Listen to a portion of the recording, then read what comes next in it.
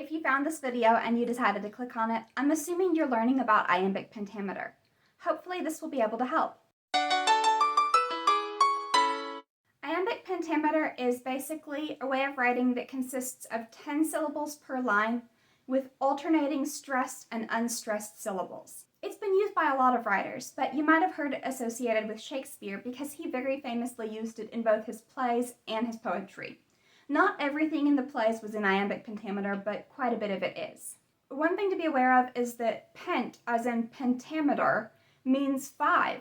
Like a pentagon, for instance, has 5 sides. In the same way, a line written in pentameter has 5 sets of syllables. Not 5 syllables, but 5 sets, with one being stressed and one being unstressed. The way that we naturally talk, we put stress on different syllables in the word, or on different words in a sentence, just depending on what our meaning is. For instance, whether you stress the first or second syllable can determine the meaning of record versus record. In songs and poetry, you'll often find that not only do the lines have a certain number of syllables, they also follow a similar pattern of stressed and unstressed syllables. I feel like this doesn't really work without examples though, so let's look at a few examples.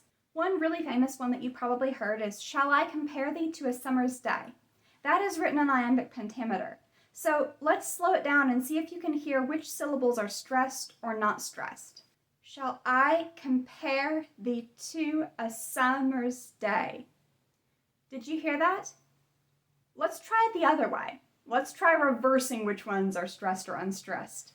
Shall I compare thee to a summer's day? It's hard to say it that way, and I bet it's not very pleasant to listen to. So when you say, "Shall I compare thee to a summer's day?" it falls naturally into iambic pentameter. The same is true of other famous lines from Shakespeare's work, like, "In fair Verona where we lay our scene," or, "The fault, dear Brutus, is not in our stars, but in ourselves that we are underlings." The fault, dear Brutus, is not in ourselves, but in our stars that we are underlings. It just kind of naturally goes that way, even if you're not thinking about it. But if you do think about it, and you slow it down like that, you can pull out which ones are stressed versus unstressed. The English language is actually pretty well suited to iambic pentameter. That's not to say that all words or sentences just naturally fall into iambic pentameter. In fact, there are some famous lines from Shakespeare that don't, like, "To be or not to be?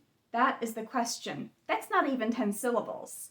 But the natural rhythm of English fits better with iambic pentameter than the natural rhythm of some other languages. So that's one of the reasons why iambic pentameter has been used so much in English literature specifically. The lines in iambic pentameter don't necessarily need to be rhymed. If there's no rhyme scheme, they're called blank verse, and that's the case with a lot of the writing in Shakespeare's plays.